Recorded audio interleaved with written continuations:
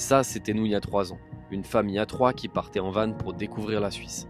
On a tellement adoré qu'on a décidé de le revivre, mais cette fois-ci à 4 et sans savoir si on va revenir. Moi, c'est Julien et avec ma famille Grid, on va tout vous montrer. De la rénovation de notre camping-car au plus beau paysage d'Europe, en passant par nos plus grosses galères. Bref, No More Routine, c'est l'histoire d'un couple qui supportait plus la routine.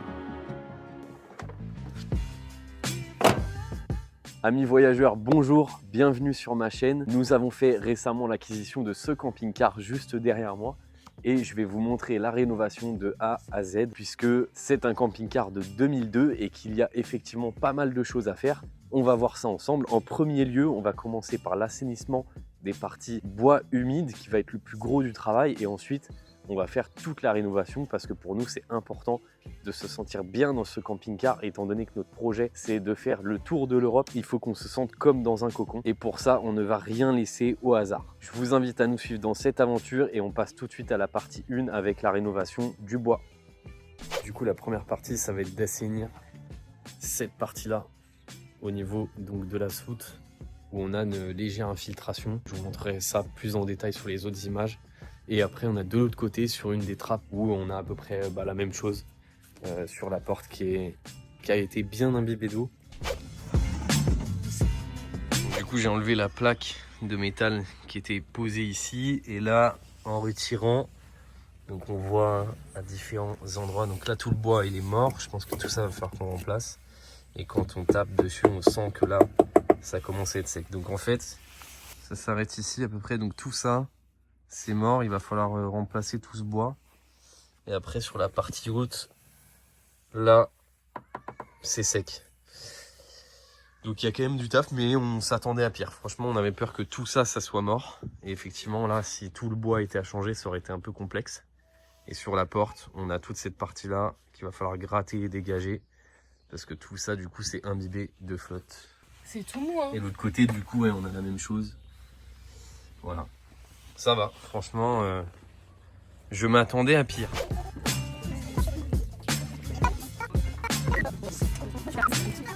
Alors du coup, comment ça se présente? Donc là, c'est le gros du boulot, il est là.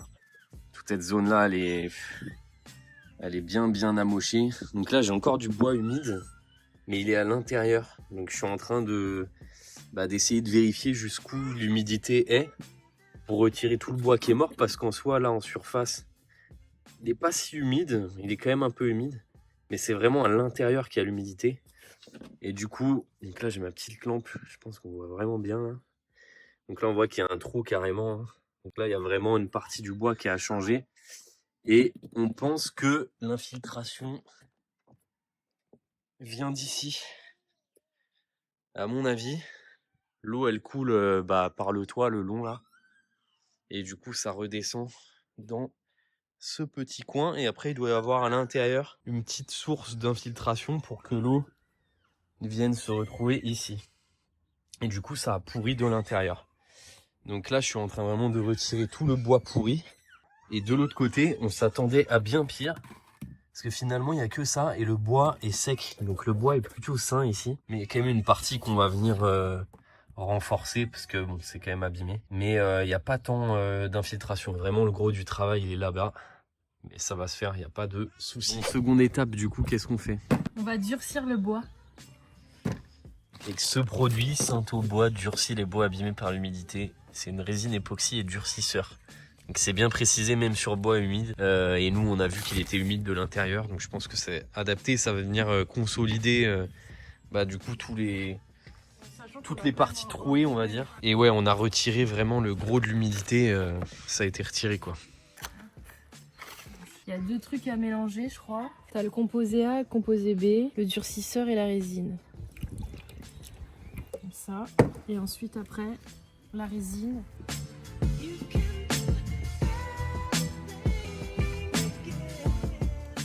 On met là. L'objectif, c'est de bien imbiber, de bien saturer le bois. En gros, ça prend la place de l'eau. Et avec la résine époxy, ça vient durcir. Et après, on verra. Hein. Du coup, voilà ce que ça donne le lendemain, enfin quelques jours après. Ça a bien pris parce que du coup, c'est sec. Là, il n'y a vraiment plus du tout d'humidité, quoi. Le bois est totalement sec, là le tournevis il s'enfonce pas. Donc je pense que pour l'instant mission accomplie, ça a bien marché. Maintenant il va falloir couvrir tout ça pour avoir quelque chose de bien lisse. Et puis on pourra passer à autre chose. Du coup la seconde étape c'est qu'on est en train de préparer ça. Répare bois, enduit pour reboucher et réparer les trous, fente, angle cassé de toute taille. C'est en préparation. Ça va faire une espèce de pâte qui va venir du coup combler tous les trous. Et après on va lisser et, pour avoir une surface plane qui est à hauteur du reste.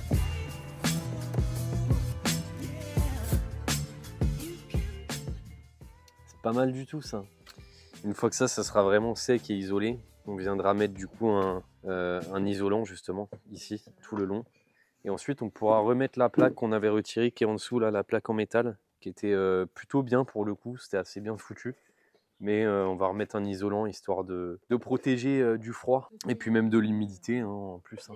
Il y a les lits juste au-dessus, ouais, effectivement. Et puis là, ça du coup, c'est à rabat, cette partie-là. En la tirant, ça fait du coup le deuxième lit. Donc c'est des lits superposés à l'arrière. Application par en dessous. Et après, on pourra sûrement passer à autre chose. Dès que ça c'est fini. Et je passe en dessous. Voilà comment ça se présente. Ça m'a l'air bon. Hein. On va laisser sécher tout ça et je pense qu'on est ok. Hein. Hello, bon bah J+1, on vient d'arriver sur place, on va regarder ce que ça donne du coup une fois la pâte à bois séchée. Mais je pense que le résultat a l'air pas mal du tout. Le résultat, on est plutôt satisfait, tout est bien sec, bien dur. Et je pense que ça va faire largement le taf. Hein. Là, le plan de toute façon, c'est de mettre du coup une couche d'isolant. Donc l'isolant, on a choisi du polystyrène. Voilà, donc les plaques de polystyrène comme ça. On en a pris plusieurs pour bien tout mettre partout. Et ensuite, on va venir rajouter du coup la plaque en métal là qu'on a posée en dessous. Et ensuite, on a acheté des lames PVC qui vont venir se mettre sur la paroi, du coup pour bien protéger tout ça. Et c'est des lames PVC autocollantes, donc très simple à poser. Bon, j'ai certainement pas le meilleur outil pour faire ça, mais on va y arriver.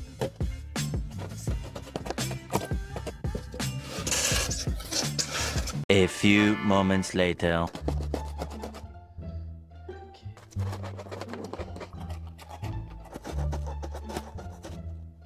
Allez, je vais vous montrer ce que je suis en train de faire. Voilà. Donc ce petit bout là, hop, juste ici. Tac. Bon, j'irai le mettre bien après. En gros, ça va donner ça sur toute la longueur. Il faut juste que je coupe un petit morceau là. Bon, la découpe là, elle est pas parfaite, mais c'est pas grave. Ouais, il me manque juste un petit bout et c'est ok. Bon, du coup, voilà ce que ça donne. Hop, tac. Bon, la découpe, elle est pas folle, hein, mais on s'en fout. Hein, c'est pas fait pour faire beau, hein, c'est juste pour isoler. Et je vais venir remettre ma petite plaque en alu juste au-dessus. On va jeter un œil en dessous, voir un petit peu ce que ça donne. J'allume ma lumière et je vous montre tout ça. Voilà, donc là, c'est bien sec hein, partout. Ouais, ok. Alors, tout a l'air bien isolé, donc on peut passer à l'étape suivante. On va venir mettre ça. C'est un truc Noir spécial, protecteur. pour les bois qui sont dans les marécages ou immergés dans l'eau, pour aussi les châssis de voitures, les coques de bateaux, les citernes. Voilà, c'est anti-humidité, protège des intempéries, anti-rouille. Allez, je vais passer en dessous. Hop là. Je vais passer en dessous pour appliquer le noir protecteur. Anti-humidité, anti-rouille.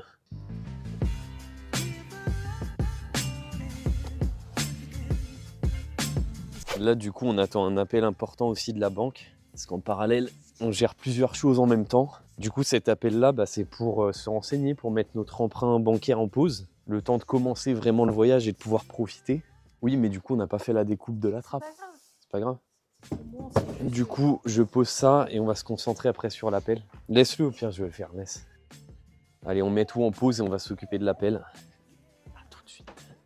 Vous êtes à peu près, allez, on va dire 750 environ, 750 € de frais. D'accord, ok, Sachant oui. que c'est- Oui, bah c'est Voilà. bon. Non, je m'attendais à des 6 000 € de machin. Ok. Bah écoutez, je vous avoue, c'est plutôt... Appel terminé, on va pouvoir passer à autre chose. Je vais reprendre ma grille. Je pense que ce sujet, par rapport à la maison et tout ce qu'on a prévu, on vous fera sûrement une vidéo à part entière. Qu'est-ce que t'en penses ?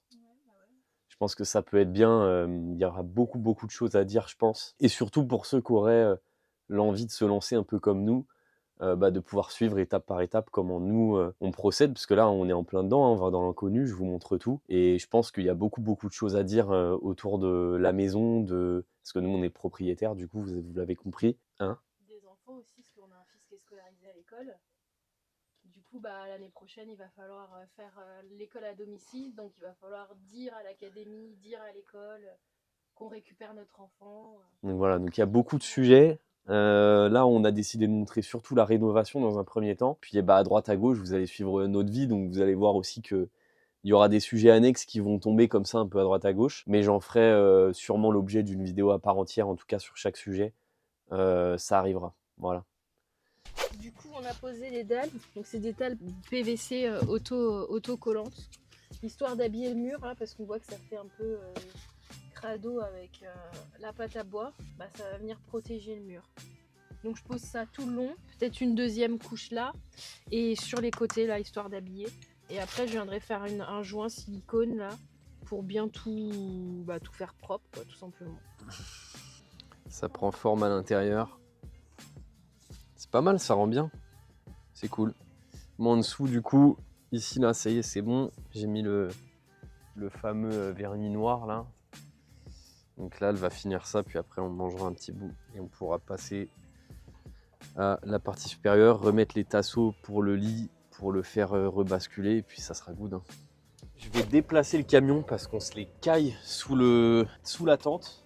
Je pense qu'on sera mieux, ça s'est un petit peu levé là. Tout à l'heure, il faisait plein soleil. On en a profité pour manger un peu et je vais juste le déplacer pour être un peu plus à l'aise parce que là, on se les pèle. Voilà, on va prendre un peu le soleil, on sera mieux ici. Ouais, on est quand même mieux là. Bon voilà, soute terminée. Hop. On va s'arrêter là puisque comme j'ai dit tout à l'heure, le lit va se rabattre à peu près à ce niveau-là. Puis de toute façon, tout le reste, on le peindra en blanc. On mettra un petit joint de finition tout le long. Mais on est plutôt pas mal. On a mis une petite dalle PVC là au bout. Et du coup, en dessous, on a l'isolant en polystyrène. Et puis voilà, c'est pas mal.